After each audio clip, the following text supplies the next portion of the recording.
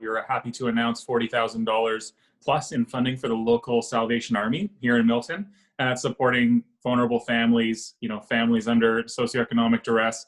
They've never had more clients than they do now, but they're still $20,000 short on their gift cards for Christmas program. So instead of having toys as they usually do for kids, the kettle program that you've seen is just outside the grocery store, people ringing a bell for Salvation Army. That's going to be limited this year, of course.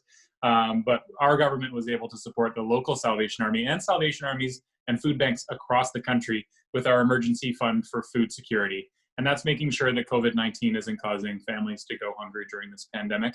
The impacts of COVID-19 sadly reached strong, far and wide in our country, and vulnerable people who are under socioeconomic duress. Prior to the pandemic, those are the folks that have been hit hardest.